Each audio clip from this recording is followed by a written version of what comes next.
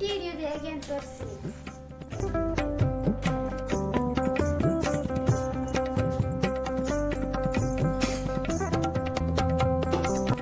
ಹಾಗೆ ಸ್ವಲ್ಪ ನೀರು ಆ್ಯಡ್ ಮಾಡ್ಕೊತೀನಿ.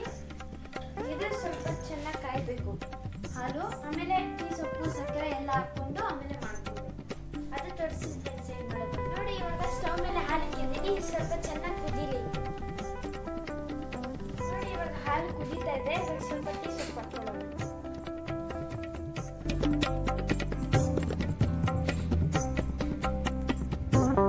ಚೆನ್ನಾಗಿ ಕುದೀತಾ ಇದೆ.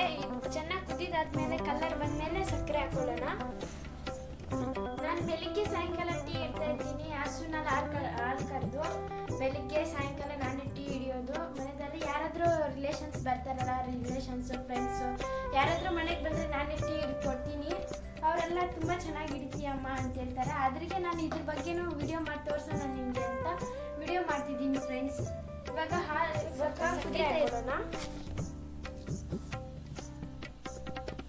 ನಮ್ಮ ಮನೆಯಲ್ಲಿ ಶುಗರ್ ಕಮ್ಮಿ ಇರಬೇಕು, ಯಾಕಂದರೆ ಅಪ್ಪ ಬೈತಾರೆ ಶುಗರ್ ಜಾಸ್ತಿ ಹಾಕಿದ್ಯಮ್ಮ ಅಂತ ಬೈತಾ ಇರ್ತಾರೆ. ಆದರೆ ಶುಗರ್ ಕಮ್ಮಿನೇ ಹಾಕೋದು ನಮ್ಮ ಮನೆಯಲ್ಲಂತೂ, ಶುಗರ್ ಜಾಸ್ತಿ ಹಾಕಲ್ಲ.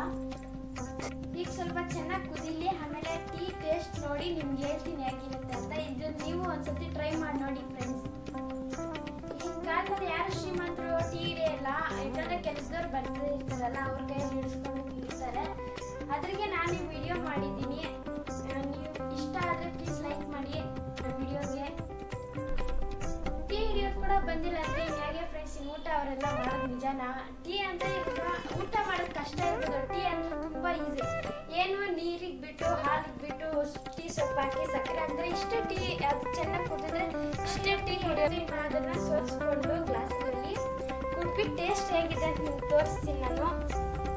ನಮ್ಮ ಮನೆಯಲ್ಲಿ ನಮ್ಮ ಅಮ್ಮನಿಗೆ ಊಟ ಇಲ್ದಿರಿ ಇದ್ರೂ ಪರವಾಗಿಲ್ಲ ಫ್ರೆಂಡ್ಸ್, ಟೀ ಮಾತ್ರ ಇರಲೇಬೇಕು. ಟೀ ಏನಾದರೂ ಕಮ್ಮಿ ಕೊಟ್ಬಿಟ್ರೆ ನನ್ನ ಮೇಲೆ ಜಗಳ, ನೀನು ಟೀ ಬೇಡ ನಾನು ಜಾಸ್ತಿ ಕೊಡು, ಕಮ್ಮಿ ಕೊಡ್ತೀಯ, ನಾನು ಟೀ ಕುಡಿಯೋ ಕೂಡ ಇದಿರಲ್ಲ ಅಂತ ಬೈತಾ ಇರ್ತಾಳೆ ನಮ್ಮಮ್ಮ. ಆದ್ರೆ ನಮ್ಮಮ್ಮಗೆ ಮಾತ್ರ ತುಂಬ ಗ್ಲಾಸ್ ತುಂಬ ಕೊಟ್ಬಿಡ್ತೀನಿ.